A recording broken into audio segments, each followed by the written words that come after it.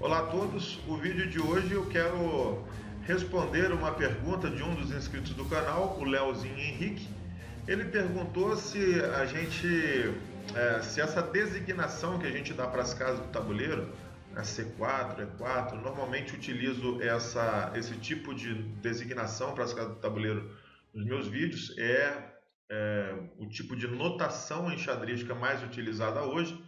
A gente sabe que nem sempre foi assim, os livros mais antigos utilizam a notação descritiva, mas a pergunta dele está ligada a se essa notação é importante apenas para a gente registrar partidas ou se isso de alguma forma tem influência na força de um jogador. Por exemplo, acredito que ele tenha perguntado no sentido de se você conhecer bem, né, as casas do tabuleiro, se você conseguir visualizá-las de memória, né, essas casas do tabuleiro, se isso vai ajudar você a calcular melhor ou jogar melhor. Então eu quero, a partir desse vídeo, falar algumas coisas sobre o tabuleiro de xadrez, sobre visualização e sobre também xadrez às cegas. Bom, nesse vídeo em especial eu quero falar sobre o tabuleiro e sobre a notação. Hoje a gente tem vários livros de xadrez disponíveis e muitos de vocês, às vezes no primeiro contato com o livro, tem uma certa dificuldade para entender aquele monte de código e aos poucos vai desenrolando aí a maneira de entender os livros. Eu quero com este vídeo então talvez falar mais com esses principiantes que estão começando a ler livros de xadrez, né? E também como uma forma de curiosidade para vocês, né? Para o pessoal que gosta de saber as origens das coisas, né? Saber o fundamento das coisas, eu quero dar uma passada então na história para a gente ver como os jogadores do passado eles anotavam as suas partidas. Então, vamos lá. Vou dar uma passada rápida aqui no que a gente já conhece hoje, né? Que é a notação algébrica. A notação algébrica, ela utiliza letras para as colunas e números para as fileiras. Então, a gente tem aqui da esquerda para a direita do jogador de brancas, né? As colunas A até H. Então a gente tem aqui a coluna A, a coluna B e até a coluna H, assim por diante até a coluna H. E também temos as fileiras de 1 até 8, a partir das brancas. Então temos aqui a fileira 1, fileira 2, fileira 3 até a fileira 8. De forma que quando você for montar o tabuleiro e tiver lá aquele tabuleiro com as letras e os números do lado, tá? A maneira correta de montar, tá? Seria colocar as peças brancas na fileira 1 e na fileira 2 e as pretas na fileira 7 e na fileira 8. Tá ok? Então vamos montar o tabuleiro de maneira incorreta aí. Lembrando também que a casa H1, né, fica à direita do jogador de brancas, né, e a casa A8 fica à direita do jogador de pretas. Isso seria a ideia da notação algébrica. Tá? Com quem que começou essa notação algébrica? Começou num livro de Philippe Stama, que foi escrito, deixa eu dar uma olhada aqui na minha cola. Philippe Stama escreveu o seu livro em 1737, né? Essai sur le jeu des échecs, né?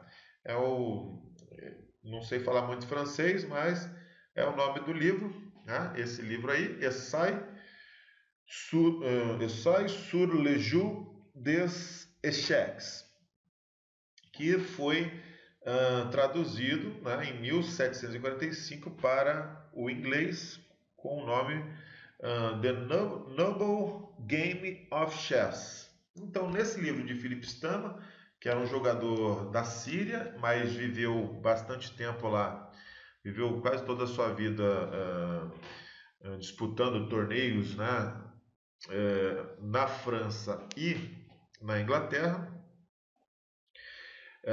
Foi ele que introduziu então essa notação. A única diferença para a notação do Philipp Stama para essa algébrica que nós temos hoje é que ele colocava o P, né, como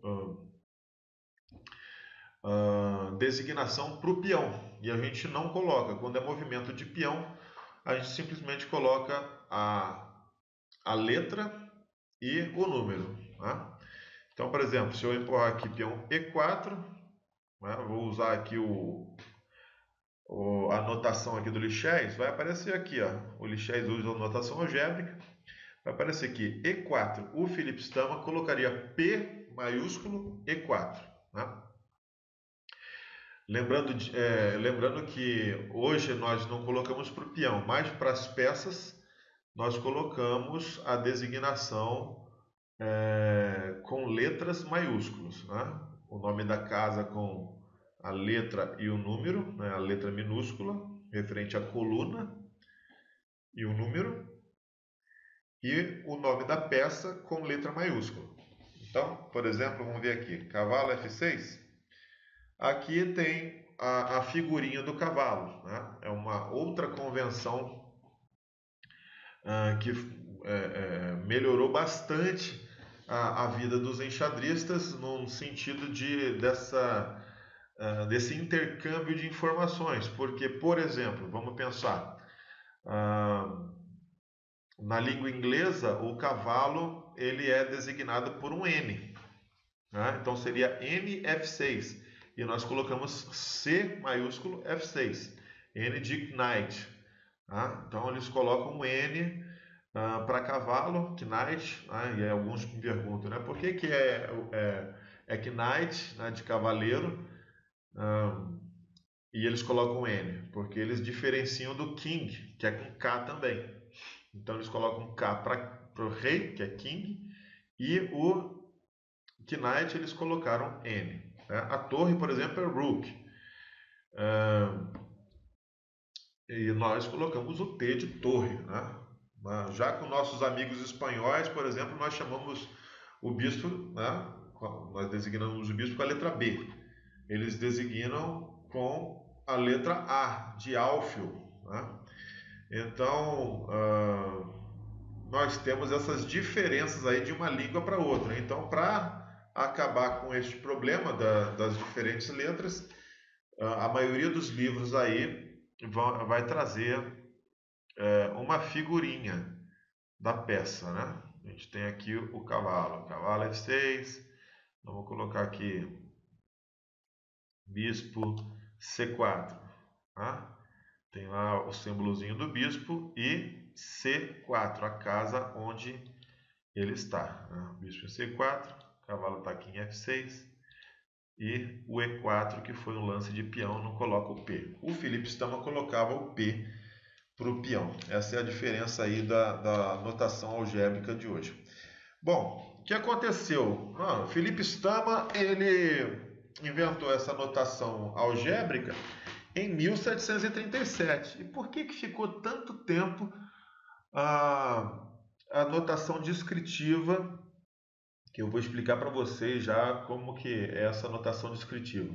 Mas por que ficou tanto tempo essa notação descritiva em vez da algébrica, né? Porque o Philipp Stama ele teve um match contra o Philidor, né? E o Philidor simplesmente arrasou o Philipp Stama no xadrez, né? O Philidor todo mundo já conhece, né? O francês, fera de música e fera de xadrez, né? Escreveu o livro Análise do jogo de xadrez, muito famoso, um dos melhores manuais para a época, onde ele já introduzia algumas ideias de jogo posicional, né? Algumas ideias mais avançadas do que os seus contemporâneos sobre estrutura de peões e posicionamento das peças, né? Bom, ele escreveu esse livro e, por causa da sua vitória contra o Philip Stama, a notação descritiva que foi utilizada nos livros do Philidor ficou então mais populares na época, né? Só depois de bastante tempo aí, até recentemente, nós tínhamos muitos livros com notação descritiva. Eu, inclusive, tenho um até hoje, o xadrez básico, que é muito famoso e indico para todos vocês principiantes, né? Para vocês terem uma boa noção de xadrez, né? Leiam um xadrez básico. Nesse livro do xadrez básico do Orfeu D'Agostini, nós temos a notação descritiva ainda, né? Como que é a notação descritiva? Em vez de a gente designar as colunas por letras, né, e as fileiras por números, nós, na verdade, designamos as casas, né, a contar, se for um lance, né, no lance das brancas, nós designamos as casas a contar das casas iniciais das peças brancas, tá? E se for o preto que for anotar o lance, então ele conta as casas a contar das suas peças da posição inicial. Como que se daria isso? Por exemplo, esse lance E4, em vez de ser chamado E4, ele ia ser chamado P4R. Por que P4R? Porque seria o peão avançando até a casa 4 de onde o rei se encontra no início do jogo. Ou seja, a casa do rei seria casa 1 de rei. A casa onde ele se encontra na posição inicial seria a casa 2 de rei, né? E assim por diante, né? Vamos lá? Casa 1 de rei, 2 de rei, 3 de rei, 4 de rei, 5 de rei, 6 de rei, 7 de rei, 8 de rei. Tá? Então, resumidamente aí, né, simplificado aí, ficaria 1R, 2R, 3R, 4R, 5R, 6R, 7R, 8R, né, onde tem a promoção aí do peão que está na coluna do rei. Ok? Então, por exemplo, aqui a torre. Tá? Essa torre é a torre do rei. Então, seria 1TR. O que significa isso? 1 de torre do rei, 2 de torre do rei, 3 de torre do rei, né? Então, por aí vai. Com essa mesma ideia, você pode designar todas as peças, né? Desculpe, todas as casas do tabuleiro. Então, essa casa aqui seria 5 de torre do rei, tá? E essa aqui, por sua vez, seria 5 de torre da dama. Como que ia ficar? 5TD. Tá? Se fosse um lance das brancas. Se for um lance das pretas, essa casa seria o quê? 4 de torre da dama. Complicadinho, né? Para quem está acostumado com a notação algébrica, é um pouco mais complicado, né? Os jogadores modernos aí que não tiveram muito contato com a notação descritiva, né? Principalmente os principiantes, que já começaram a ler os livros na notação algébrica, talvez peguem alguns livros antigos e não consigam entender. Então já pega esse bizu aqui. Enquanto essa casa é 5 de torre da dama das brancas, ela é 4 de torre da dama das pretas. Ok? Muito bem. Uma coisa... bom, é isso. Bom, a gente se pergunta, então, quem teve essa ideia, né, de designar as casas dessa forma? Bom, isso, na verdade, é um resumo do que a gente encontra nos livros mais antigos de xadrez. Essa nomenclatura aí, esse resumo, né, essa simplificação, né, com letras, né, 1 TR, 2 TR, ou 1 de rei, 2 de rei. Isso daí vem de onde? A gente encontra isso num manual muito antigo de xadrez, né, que é o manual do Ruy Lopes, tá, que foi escrito em 1561, Invenção Liberal e Arte del Juego de Ajedrez, né? Tá escrito ajedrez, mas parece que o espanhol tinha umas letras para designar os sons que são os mesmos sons do espanhol de hoje, né? Foi meio dificinho para ler esse livro, porque eu abri o livro aqui para dar uma olhada no livro do Ruy Lopes. Né? Tem para baixar, acho que eu vou deixar aí, então o link para vocês aí na descrição. Quem quiser, por curiosidade, baixar o livro, tentar ler. É um pouquinho complicado o espanhol ali do livro, mas é muito interessante vocês terem essa lida aí, né? Darem essa lida no livro do Ruy Lopes. Né? No livro do Ruy Lopes, vocês vão notar o quê? Que ele veio com algumas ideias interessantes. Por exemplo, no capítulo 16, né, já que ele está escrevendo um manual de xadrez, né, ele fala das peças, o que significa as peças, e diz várias coisas sobre cada uma das peças antes de realmente começar a falar do xadrez. Fala também sobre a história do xadrez, fala como os primeiros criadores do xadrez, né? Se não me engano, ele fala dos morávios, como dois jogadores morávios, se não me falha a memória, acho que é morávios mesmo. Eles iam jogando xadrez enquanto caminhavam, né? Ou seja, eles jogavam xadrez de memória. Então o Ruy Lopes já tinha esse entendimento do xadrez às cegas, né? Jogar xadrez, ele chama de jogar xadrez de memória. Então, no capítulo 16, ele fala sobre como arrumar as peças no tabuleiro e coisas que se devem considerar para jogar xadrez de memória. Tá? Então, nessa de você ter que arrumar um sistema para jogar xadrez de memória, tá? O Ruy Lopes então vai falar sobre um tipo de designação não só dos movimentos das peças, como das casas do tabuleiro. Né? Então a gente está querendo saber de onde vem, né, a notação descritiva. No livro do Ruy Lopes, eu vou mostrar para vocês. Vou colocar uma página aqui do livro, aqui na tela, para vocês verem como que era escrito a notação, entre aspas, do Ruy Lopes, tá? Então tá, vamos lá. Como que ele começou a brincadeira dele, né? Primeiro ele quis designar as casas do tabuleiro, né? Tá aqui minha anotação.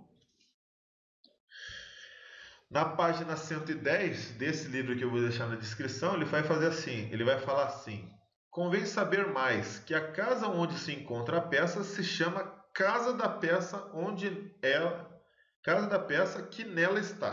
Tá? Então, complicado, né? Mas não é tão complicado assim, não. O que ele está querendo dizer com essa frase? Ele diz logo embaixo assim, né? Onde está a torre da parte do rei se chama casa da torre do rei, que nada mais é o que a gente estava falando aqui na anotação descritiva. Então, a torre, né? Tá aqui, a torre da parte do rei. Né? Se a gente dividir o tabuleiro no meio, tem a parte do rei, ou seja, a ala do rei, como nós chamamos, e a ala da dama na outra metade. Tá? Então, qual que é a torre da parte do rei? É a torre aqui, ó, de H1. Torre da parte do rei. Né? Aí ele vai falar sobre como jogar xadrez de memória. Né? que é exigido na página 112 para jogar xadrez de memória, ou seja, xadrez às cegas. Ele disse que precisa de uma boa memória, uma boa prática e exercício. Né? Então, tem que ter uma boa memória, praticar bastante, né? E exercício. Né? Então, aqui uma dica que ele dá acerca da prática, além do que já foi dito, convém saber, e ele faz uma numeração das casas. Né? Não vou comentar sobre isso aqui, vocês podem ver aí a partir da página 112 o que ele faz. Né? Mas vamos lá. É isso que ele vai falar. A torre da parte do rei. Tá? E a partir daí, vamos ver o que ele fala mais aqui. Na página 114, né? Ele fala assim: a outra dificuldade para aquele que quer jogar na mente, né, é que lhe convém saber e ter na memória onde e até que parte pode ir toda a peça e peão no tabuleiro. Né? Ele deverá ver de maneira clara a colocação da peça. A colocação da peça. Muito bem. Então vamos lá para a descrição aqui, de acordo com Ruy Lopes. Então aqui seria a torre da parte do rei, tá? E a segunda casa seria a casa 2 da torre da parte do rei. Tá? Para ficar mais claro aqui o que eu estou querendo dizer com o livro do Ruy Lopes, eu vou colocar então a imagem aí da partida que ele vai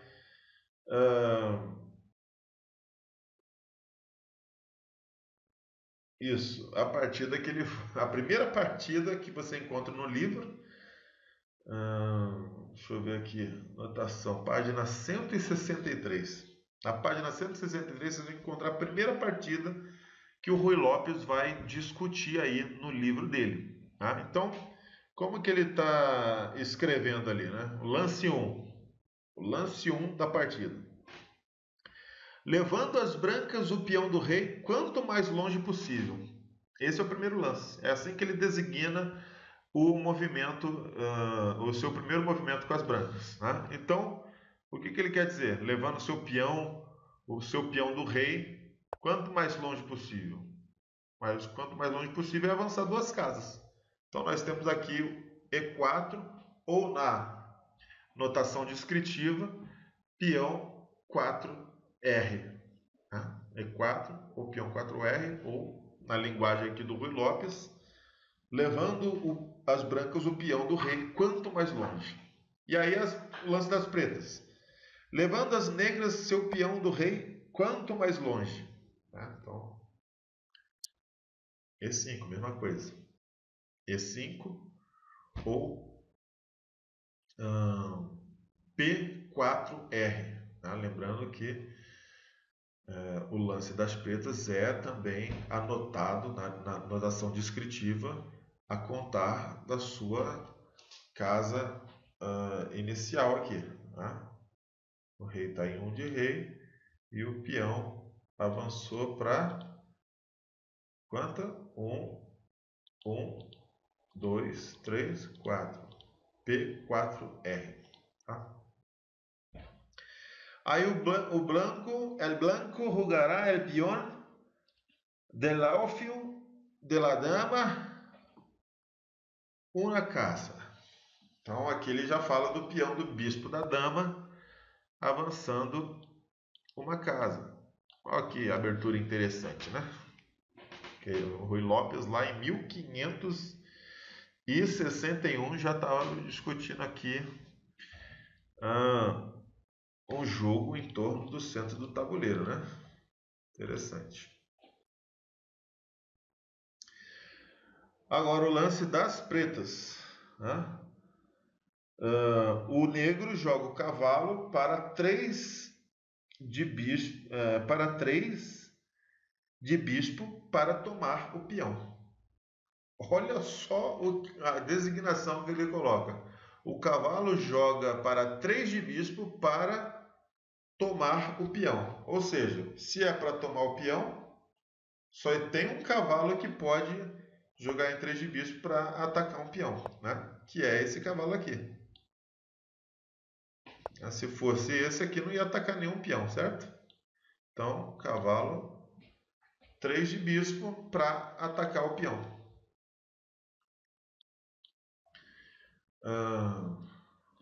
Na notação algébrica, né? Cavalo F6. Na notação descritiva, que é uma notação que veio depois a partir dessas designações aqui do Rui Lopes, né? Uma convenção melhorzinha. Cavalo 3 de bispo do rei. Cavalo 3 de bispo do rei. Tá? C3BR. Muito bem. Vamos continuar mais alguns lances aqui para ver o que ele vai fazer. O branco joga sua dama em 2 do seu bispo. O branco joga sua dama em 2 do seu bispo. Bispo de quem? Da dama. Então, 2 do seu bispo. Muito bem. É isso que nós encontramos ali no livro do Rui Lopes. Né? Então, Rui Lopes, ele tinha essas designações, a gente vê isso em vários livros bem antigos, né? Bem antigos. Com o tempo, para melhorar a convenção, né? Convencionou-se entre os jogadores, né? Melhorar essa designação das casas com a notação descritiva, graças à vitória ali do Filho d'Or contra o Felipe Stama, e ultimamente a gente vê que a notação algébrica ganhou espaço, e não só por causa das coordenadas do tabuleiro, mas também pela facilidade de colocar aí uma figurinha em vez de letras. Né? Ok, então isso daqui foi para matar a nossa curiosidade de onde vem, mas assim como o Rui Lopes ele queria designar as casas do tabuleiro, né, e para que ele pudesse jogar de memória, né, isso nos diz algo bastante interessante sobre o xadrez. Né? Como disse um famoso jogador, um famoso grande mestre, Sigbert Tarrasch, né? Um dos grandes jogadores aí da história do xadrez, em um dos seus manuais ele fala que o xadrez é, na verdade, um jogo às cegas, né? A diferença de você estar jogando com tabuleiro e estar jogando às cegas é que quando você joga com o tabuleiro está na sua frente. Pode até te atrapalhar nos seus cálculos, né? Porque, na verdade, como a gente já sabe aí pelas regras do xadrez, peça tocada é peça jogada. Então você precisa ver o futuro daquelas peças, as posições futuras daquelas peças, antes de movê-las. Né? Precisa ver, vou jogar o meu peão ali, meu oponente vai jogar o outro peão ali naquela casa, e por assim por diante. Né? Então o xadrez é um jogo às cegas. E é óbvio que essa visualização, quem tem uma melhor visualização dessas casas, né, ele pode calcular melhor. Né? Rui Lopes falou de xadrez de memória, o xadrez às cegas fez parte de toda a história do xadrez, com assim, demonstrações brilhantes por parte de alguns. Tá? Mas o que isso tem a nos dizer, né? Para que você jogue xadrez às cegas, para que você sequer calcule variantes, você precisa ter uma visualização do tabuleiro. E essa visualização ela está ligada aos nomes que você dá a essas casas. Né? Então, Você vê Rui Lopes aqui pontuando, né? Tentando passar uma maneira de nomear as casas. Com o tempo isso mudou e a gente chegou, então, aí o Luizinho Henrique, a esses nomes, né? Baseado nas letras das colunas e números das fileiras. Né? O xadrez ficou tão ligado a isso, percebeu-se que esse treinamento é tão importante que nós temos aí vários treinamentos de visualização de casas, de decorar as casas do tabuleiro, de analisar posições sem peças. Existe esse tipo de treinamento aí para os jogadores. Todos os jogadores fortes de hoje passaram por um treinamento assim. Tá? Um dos filmes que eu mais gosto de xadrez é o filme Lances Inocentes, e tem uma posição, tem uma cena do filme onde o mestre Bruce Pandolfini ele coloca uma posição para o Joshua Waitzkin analisar. E o Joshua Waitzkin ele responde, né, para o seu professor ali que ele não conseguia ver a solução do problema. Então, num movimento brusco, o Bruce Pandolfini bate em todas as peças que estavam em cima do tabuleiro. As peças caem no chão e, recuperado ali daquele susto inicial de jogar as peças no tabuleiro, o Joshua Waitzkin, junto com o Bruce Pandolfini, eles olham para o tabuleiro vazio. Então eles começam a analisar a posição sem as peças, obviamente com as peças memorizadas. O mate está a 4 jogadas da posição à sua frente. Não ande até ter visualizado tudo em sua cabeça. Não olhe para mim atrás de uma dica. Não posso fazer isso sem mover as peças. Pode sim. Libere as linhas de homens na sua cabeça.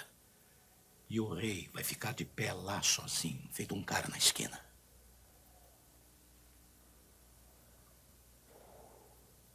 Vou facilitar para você.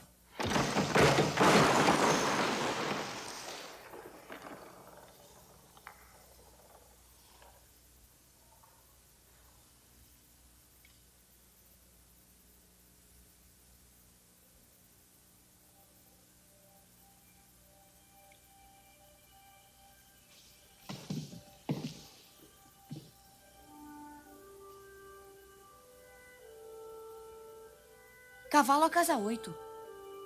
Isso.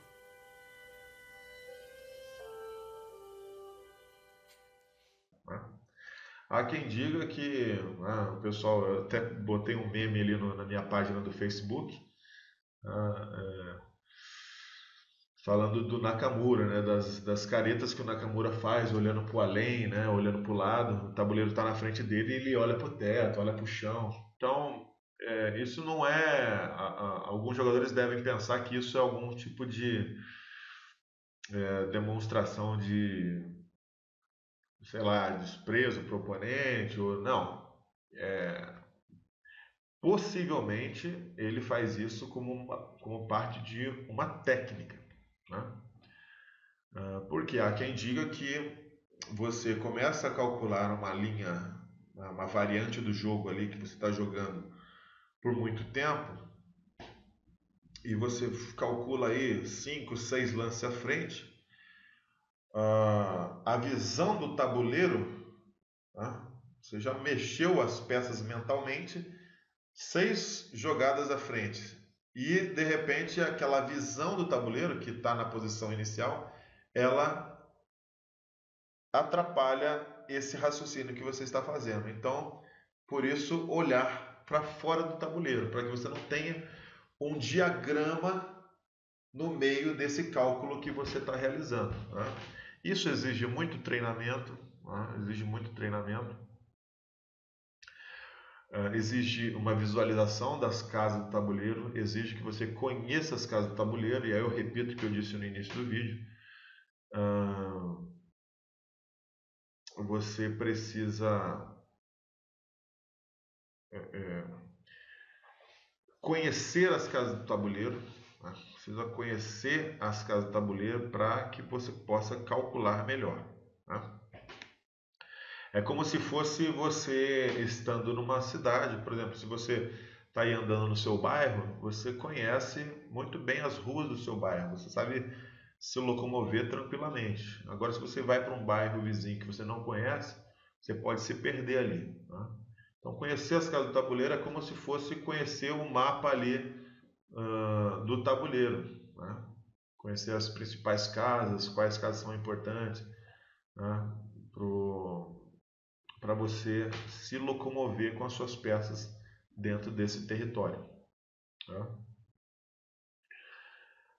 Um dos treinamentos que a gente tem aqui, né, por exemplo, no Lichess, se vocês entrarem em aprender, né, vocês entram aí no Lichess e coloquem aprender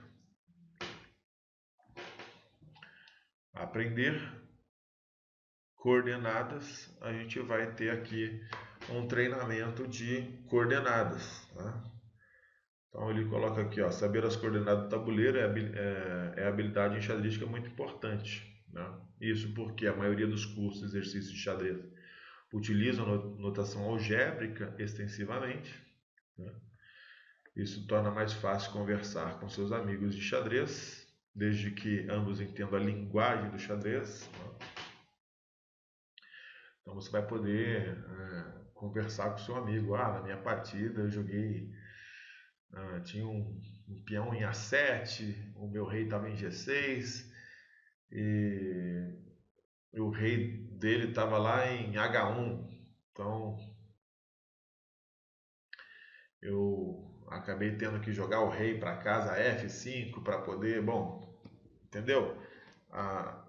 Saber as notações, saber onde estão as casas mentalmente, né, de memória, vai te ajudar a conversar sobre o xadrez, né? Você pode analisar um jogo de maneira mais eficiente se não precisar ficar procurando os nomes das casas, né?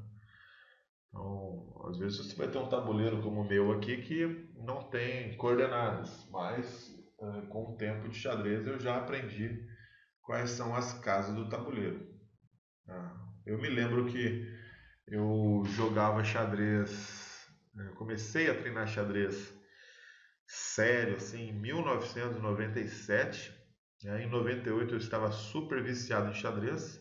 Lembro que eu estava no segundo colegial e o meu pai ele fez uma coletânea de posições de xadrez tiradas do jornal, acho que Folha de São Paulo. Eu tenho até hoje, mas eu sempre confundo se é Estadão ou se é Folha de São Paulo. Acho que é Folha de São Paulo, que o mestre Hermann Claudius, ele era o colunista ali da coluna de xadrez. E ele fez uma compilação de todos a parte tática, né? As brancas jogam e ganham, mate em 1, mate em 2, mate em 3 e aquelas composições todas de xadrez. E, bom, eu não podia abrir um tabuleiro na sala de aula, né? Então eu me obrigava a espiar o diagrama ali nesse caderninho que meu pai fez, nesse caderno que meu pai fez de posições, durante a aula. Eu acho que algumas aulas eram um porre, e eu então abria ali o meu livrinho, né? E via uma posição e ficava memorizando aquela posição e depois procurava mover as peças na minha mente, né? Então, pelo nome das casas, né? F6, G5, por aí vai. E eu acho que forçar um pouco a barra ou tentar ler um livro, né? Conforme é dito aí sobre Miguel Najdorf, que ele lia livros de xadrez como se fossem romances, porque ele conseguia visualizar a posição das peças, né? Conseguia visualizar a partida do tabuleiro sem um tabuleiro, apenas olhando ali a notação daquela partida, né? Então isso é possível, né? É possível jogar xadrez às cegas desde que reservado aí alguns limites, é benéfico para o cálculo, né? E é por isso que eu fiz esse vídeo aqui falando sobre as casas do tabuleiro. Sem você conhecer as casas do tabuleiro, você não vai poder desenvolver essa parte do xadrez mental, né? Um exercício que a gente tem então aqui no Lichess é esse treinamento aqui para você ver as casas do tabuleiro. Então você entrou aqui no Aprender Coordenadas, vai vir para essa tela e você pode começar o treino. Se você deixar aqui nessa opção ou brancas ou pretas, ele escolhe e você vai então respondendo em que lugar está a casa que vai aparecer no meio do tabuleiro. É uma maneira de treinar onde está a casa do tabuleiro. Existem outros treinamentos, né, às cegas. Eu li o livro Perfeccione su ajedrez, que fala especificamente de xadrez às cegas. Muito bom, gostei muito, quero lê-lo de novo. Várias anedotas ali sobre jogadores e suas façanhas de xadrez às cegas. E com muitos exercícios, né, para você resolver nesse livro Perfeccione su ajedrez. Então eu vou começar um treininho aqui, vamos ver quantos eu acerto. E aí vocês também podem treinar, se quiserem, aqui no link do Aprender Coordenadas, aqui do lichess.org. Começar o treino, vamos lá?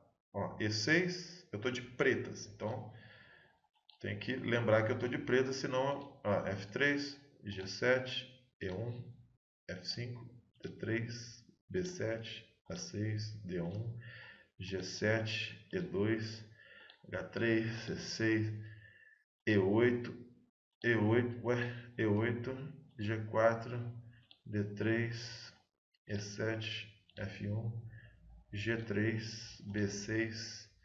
Acertei só 21, foi um pouco lento. Vocês vão ver aqui, se vocês colocarem aí para treinar de brancas, o tabuleiro vai estar invertido.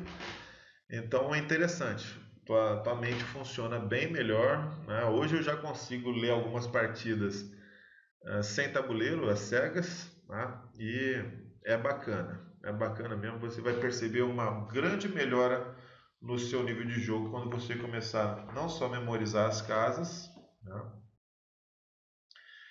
mas começar a memorizar aí as diagonais, as colunas, as fileiras importantes, as casas importantes do jogo de xadrez. Espero que vocês tenham gostado desse vídeo e quem sabe no próximo vídeo, né, eu pretendo fazer sobre xadrez às cegas, né? Mais alguns exercícios, mais algumas novidades aí, alguns livros que possam ajudar essa parte aí, que vai ajudar também o cálculo dos senhores. Um grande abraço, obrigado por assistir o vídeo, compartilhe com seus amigos e deixa aquele like aí para ajudar o canal. Até a próxima.